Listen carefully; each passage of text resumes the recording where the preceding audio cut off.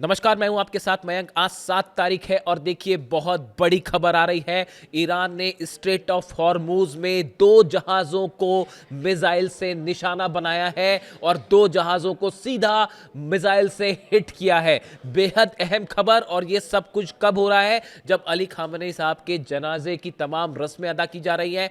कोम शहर में उनका पार्थिव शरीर ले जाया गया है, जहां उनके अंतिम दर्शनों के लिए एक बार फिर सड़कों पर करोड़ों लोगों का हुजूम दिखाई दे रहा है। हर कोई उनके अंतिम दर्शन करना चाहता है, उनके कॉफिन को छूना चाहता है, उनको अपनी श्रद्धांजलि देना चाहता है।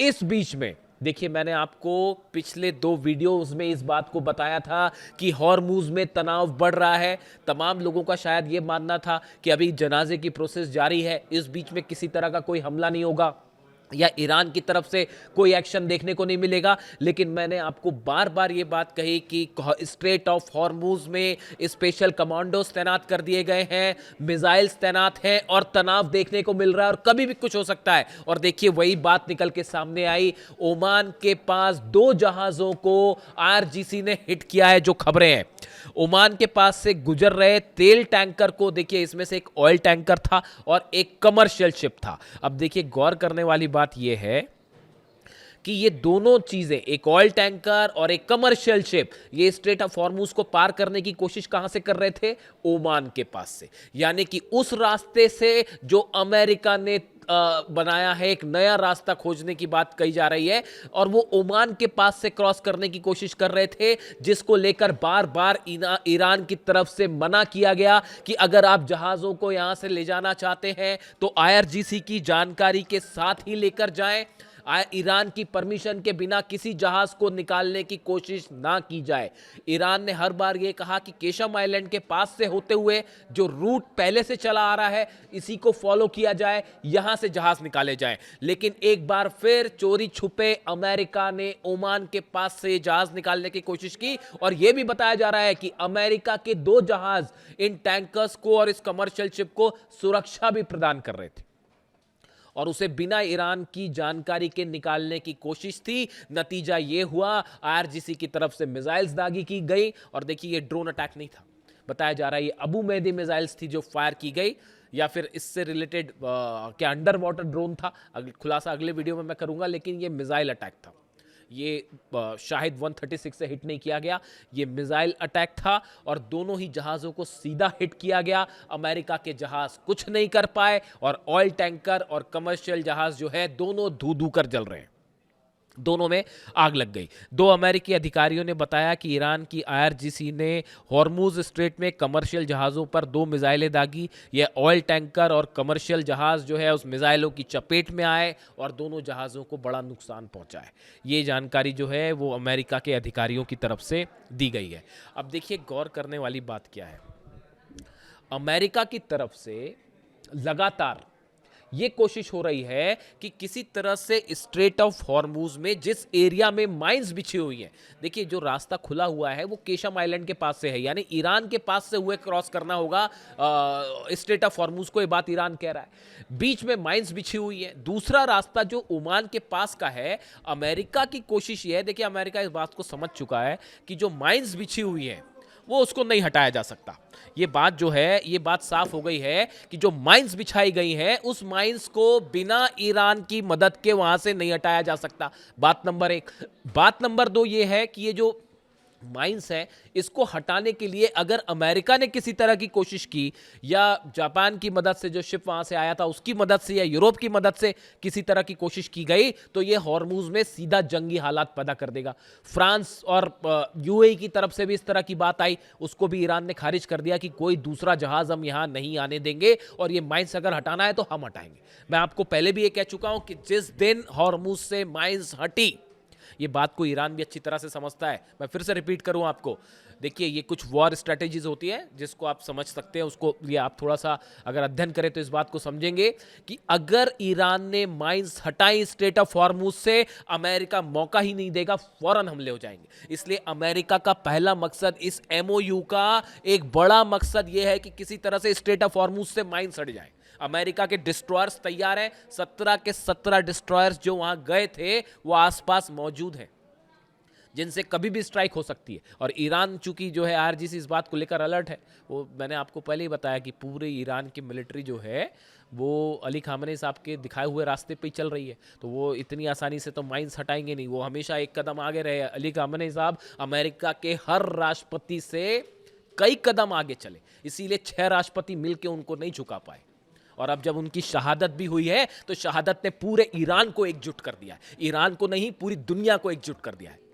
हिंदुस्तान में देखिए आज किस तरह से दुआएं मांगी जा रही हैं अली खामेनी साहब के लिए, पूरे एशिया में देखिए, यूरोप में देखिए, अमेरिका तक में देखिए आप। और ये कहा जा रहा है कि अली खामेनी साहब जो है उनके दिखाए रास्ते पर आगे चलना चाहिए। हम ईरान के राष्ट्रपति जो शायद एमओयू के पक्ष में है या थोड़ा सॉफ्ट कॉर्नर रखते हैं और इस तरह से कि बातचीत से हल हो, पेजेश्कियान साहब अब वो भी इस बात को कह रहे हैं कि अली खामेनी साहब के दिखाए रास्ते पर ही हम आगे बढ़ेंगे और ईरान के सम्मान और आत्मसम्मान के साथ किसी तरह का कोई समझौता नहीं होगा। और बाकी के जो बयान आ रहे हैं वो बयान तो ईरान की तरफ से आ ही गए हैं। जो ईरान के सुप्रीम नेशनल सिक्योरिटी काउंसिल के सेक्रेटरी हैं मोहम्मद बागिर जोलकदर, उनकी तरफ से डोनाल्ड ट्रंप को सीधा कहा गया है। मैं बताऊंगा आपको डोनाल्ड ट्रंप ने क्या धमकी दी। उसके बाद उनकी तरफ से जवाब आया कि ईरान के लोगों से रिस्पेक्ट के साथ बात करिए, अदरवाइज हमको दूसरे तरीके से भी जो है जवाब देना आता है। ये सुप्रीम लीडर के जो सेक्रेटरी हैं उनकी तरफ से ये बयान आया है। अली लारीजानी साहब की शहादत के बाद जो नए सचिव बने हैं सिक्योरिटी काउंसिल के, national supreme security council Iran की, उनकी तरफ से बयान आया है। और जो ईरान की सेना के जो प्रमुख हैं वो लगातार ये बात को कह रहे हैं कि आमिर हातमी साहब कह रहे हैं कि हम जो है अली खामेनी साहब के हत्यारों का जहन्नुम तक पीछा करेंगे। और जो गुस्सा दिख रहा है 2 करोड़ लोगों का, इस गुस्से की आग में वो एमओयू जलकर खाक हो चुका है साहब। आप देखिए ईरान में बड़ा स्टेटस साफ है। देखिए मैं देख रहा था, पढ़ रहा था कि ये जो ईरान के सेना प्रमुख हैं इनकी तरफ से लगातार बयान आ रहे हैं हातमी साहब की तरफ से। इन्होंने ये कहा है, सेना प्रमुख जो आमिर हातमी है, इनकी तरफ से एक बयान आया, मैं देख रहा था कि इन्होंने कहा कि मैंने जो है वो सुप्रीम लीडर मुस्तफा खामेनी साहब से मुलाकात की है और मैंने उनको ये बात बताई कि ईरान की जनता चाहती है कि अली खामेनी साहब के हत्यारों से बदला लिया जाए और किसी भी शर्त में, चाहे छोटी भी शर्त क्यों ना हो, किसी शर्त को अमेरिका की मानने की जरूरत नहीं है। और उन्होंने ये भी कहा कि मुस्तफा खामेनी साहब ने इस बात की हामी दिलाई कि ईरान की जनता जो चाहेगी वही होगा। और ईरान की जनता की सिर्फ एक आवाज़ है, मैं नई दिल्ली में बैठ के उसको महसूस कर रहा हूँ, आप भी महसूस करिए। पूरे मिडिल ईस्ट में इस समय हर आदमी समझ रहा है कि ईरान की जनता का मूड क्या है। जब 14 महीने की बच्ची का जो वो कॉफिन सामने आया, पूरा ईरान गुस्से में उमड़ पड़ा है। अली खामेनी साहब सुप्रीम लीडर थे, कोई आम नेता नहीं थे। और उसका अंजाम मैं आपको, इसीलिए मैंने अपने कई वीडियोस में ये कहा कि ये एक ऐसी ऐतिहासिक गलती हुई है जो सदियों तक जो है इसका खामियाजा भुगतना पड़ेगा, जिन लोगों ने शहीद किया है अली खामेनी साहब को। अब नतीजा ये है कि ईरान के तमाम नेता जो हैं वो इस तरह के बयान दे रहे हैं और वो इस बात को बता रहे हैं कि डील वील वाली बात जो है वो सब हवाई हो गई है। अब इसके बीच में देखिए डोनाल्ड ट्रंप के बयान, ये बड़े अहम बयान हैं जो कुछ इशारा कर रहे हैं। डोनाल्ड ट्रंप के साथ समस्या ये है कि वो हर बात बोल जाते हैं, इसीलिए कई लोग उनको कहते हैं कि बड़े बड़बोले नेता हैं और क्या बोल जाते हैं उन्हें खुद भी नहीं पता होता। ऐसे कई एक्सपर्ट इस तरह की बात करते हैं। देखिए ट्रंप का बयान, we are going to win one way और द अनदर। वो क्या है कि हम किसी ना किसी तरह से तो जीत हमारी होगी। We are either going to make a deal और we are going to finish the job. या तो हम डील करेंगे और या फिर हम अपना काम पूरा करेंगे। इसके साथ ही ये कह रहे हैं we can knock out their energy supply. अगर डील नहीं होती है तो उन्होंने कहा कि we can knock down their bridges in 1 hour. हम 1 घंटे में उनके ब्रिजेस उड़ा देंगे। ईरान के लिए कह रहे हैं we can knock out their energy supply. हम उनकी एनर्जी सप्लाई खत्म कर देंगे। All of those big plans they have built, जो बड़े बड़े प्लांट ईरान ने बनाए हैं हम उन सबको खत्म कर देंगे। ये बयान आ रहा है डोनाल्ड ट्रंप की तरफ से। अब देखिए आप इसको एनालिसिस करिए, हर चीज़ का सिर्फ बयान एक दर्शक के पॉइंट ऑफ व्यू से अलग हो सकता है और हम उसको एनालाइज करते हैं। मैं अपने हिसाब से उसको एनालाइज करता हूँ। इस बयान का क्या मतलब है? इस बयान में देखिए डोनाल्ड ट्रंप बड़े स्पेसिफिक लोकेशंस बता रहे हैं कि हम एनर्जी प्लांट उड़ा देंगे, हम ब्रिजेस उड़ा देंगे और 1 घंटे में जो है हम एनर्जी सप्लाई है वो ख़त्म कर देंगे, जो ब्यूटीफुल प्लांट्स बनाए गए हैं वो ख़त्म कर देंगे। यानी एक बात तो साफ है, ईरान में आगे की एक्शन क्या करना है, जंग वाली कार्रवाई क्या करनी है, उसके टारगेट्स अमेरिका ने तय कर रखे हैं। ये बिल्कुल वैसा ही है जैसे पिछली बार हमले हुए थे, वो तो थे ही। रूस में जिस तरह के हमले हो रहे हैं, आप इसको, मैं बार बार कहता हूं कि रूस के हमले और ये सब कुछ जुड़े हुए हैं एक दूसरे से। किस तरह से रूस का तेल रोका जा रहा है और किस तरह से जो है वो ईरान के तेल को सप्लाई जारी की गई और नए रास्ते खोजे जा रहे हैं, सब आपस में जुड़े हुए हैं। तो यानी कि डोनाल्ड ट्रंप और अमेरिका का एक बड़ा प्लान तैयार है कि ईरान में कहाँ कहाँ टारगेट्स को हिट करना है। बात नंबर 1। इसके एक दिन पहले डोनाल्ड ट्रंप ने क्या कहा? Trump's latest remarks come days after he claimed that Washington had the capability to eliminate Iran's surviving leadership in one shot if it wanted. यानी अमेरिका चाहे तो 1 घंटे में, एक हमले में ईरान की लीडरशिप को खत्म कर सकता है। यानी ईरान की लीडरशिप निशाने पर है, ये बात भी साफ हो गई है। और दूसरी ये भी बात साफ हो गई कि अमेरिका ने इसके लिए प्लान तैयार कर रखा है, इजराइल ने प्लान तैयार कर रखा है। यही वजह है कि मुस्तफा खामनेई साहब अभी तक सामने नहीं आए। और एक बात मैं आपको और बताऊं, ये मेरा एनालिसिस है, मेरा पॉइंट ऑफ व्यू है, आप इससे सहमत हो ना हो। आप देखिए, अहमद वाहिदी साहब बाहर आए, IRGC के प्रमुख अहमद वाहिदी साहब साफ साफ कई जगहों पर, लोकेशंस पर बाहर आए। मुसल्ला मॉस्क में भी वो पहुंचे और वहां पर उन्होंने सार्वजनिक रूप से सबके सामने आकर अली खामनेई साहब को श्रद्धांजलि दी। उनके कॉफिन पर वो हाथ रख के खड़े हुए दिखाई दिए, उनके आंखें नम थी। उसके बाद उन्होंने बाइट भी दी। उसके बाद वो तेहरान में पब्लिक के बीच में भी गए। क्या अहमद वाहिदी साहब ने मुस्तफा खामनेई साहब से ये कहा था कि अभी आप बाहर मत जाइए, पहले मैं बाहर जाके देखता हूं मुझ पर हमला होता है या नहीं? इसे कहते हैं शेर का जज्बा। इसीलिए मैं कहता हूं अहमद वाहिदी साहब ईरान की वो पर्सनालिटी है, वो शख्सियत है जो बिल्कुल उसी रास्ते पे है साहब जो अली खामनेई साहब ने बताया। और ये वो इकलौता शख्स है, अहमद वाहिदी IRGC चीफ, जिनके हाथ में ईरान की पूरी बागडोर है इस समय। MOU साइन करना है, नहीं करना है, मिलिट्री कहाँ जवाब देगी, नहीं दे, हर फैसले अहमद वाहिदी ले रहे हैं। और ये बात को देखिए, कासिम सुलेमानी साहब के जो है रास्ते पर है, वो कासिम सुलेमानी जो थे, उन्हीं से ही सीखा है अहमद वाहिदी साहब ने कि कैसे मिलिट्री रन की जाती है, कैसे मोज़ाइक अलग अलग पार्ट में डिवाइड करके कैसे हमले किए जाते हैं। तो ये जो वॉर एक्सपर्ट हैं, मिलिट्री एक्सपर्ट हैं, वो इस बात को समझते हैं। देखिए, मेरा पर्सनल ओपिनियन ये है कि अहमद वाहिदी साहब का बाहर आना और मुस्तफा खामनेई का बाहर ना आना, ये एक प्री प्लान तरीके से हुआ कि क्या Ahmad Vahidi most wanted, Mustafa Khamenei और अहमद वाहिदी, ये 2 ऐसी शख्सियत हैं इस समय जो टारगेट पर हैं इस मोसाद की और CIA की।